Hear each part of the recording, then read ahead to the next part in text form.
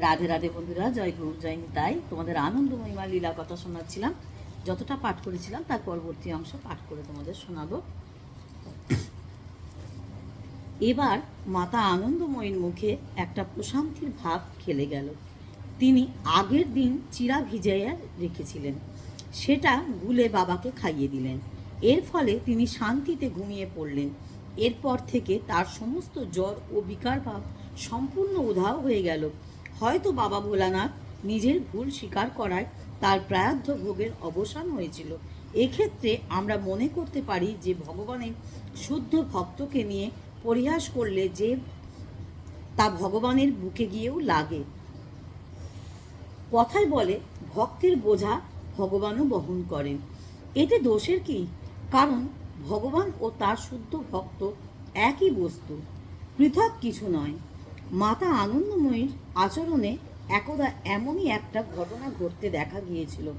একবার শারদীয় পূজা উপলক্ষে রাজশাহী কলেজের অধ্যাপক অটল বিহারী ভট্টাচার্য মাতৃদর্শনে সহভাগে এসেছিলেন, কিন্তু এখানে এসে নানা প্রকার মানসিক আনন্দে অতিশয্যে তিনি হঠাৎ অসুস্থ হয়ে পড়েন। এ সময় তার মানস নয়নে কেবল মাতা আনন্দময়ীর মূর্তি ফুটে উঠেছিল। তখন তার একটি বাসনার উদয় হলো। তিনি মনে মনে ভাবতে লাগলেন, এখন মাতা যদি স্বয়ং এসে আমার মাথাটি টিপে দিতেন তাহলে কত না ভালো হতো।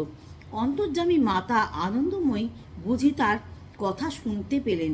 ততক্ষণ তিনি সব কাজ ফেলে অটলবাবুর নিকট এগিয়ে এলেন এবং তার মাথাটি পরম স্নেহ ভরে হাত বুলিয়ে দিলেন।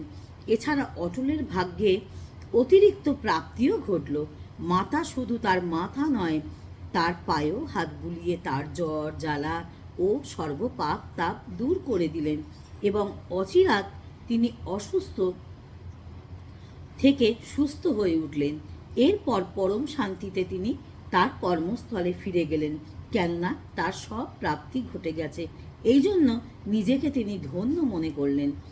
এর কিছুদিন পর ঘটনাক্রমে আলোচনায় অটলবাবুর প্রসঙ্গটি উঠেছিল। এই সময় ভাইজি তার সম্পর্কে হঠাৎ মন্তব্য করেন, সে সময় তার বুদ্ধিও তেমন। মাকে দিয়ে তার এরূপ সেবা পাওয়ার কি উদ্দেশ্য ছিল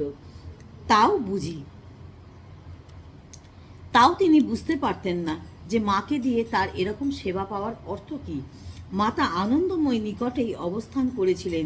তখন কথাটি তার কানে যেতেই মুহূর্তের মধ্যে তিনি যেন ত্রিনয়না নারায়ণী মূর্তিতে পরিবর্তিত হলেন এবং দৃঢ় কণ্ঠে বললেন, তোর পাও টিপে দেব নাকি? এই বলে তিনি ভাইজির দিকে ধাবিত হলেন। এতে ভয় পেয়ে ভাইজি প্রাণপণে ছুটে পালাতে লাগলেন। আজ এই পর্যন্ত বন্ধুরা।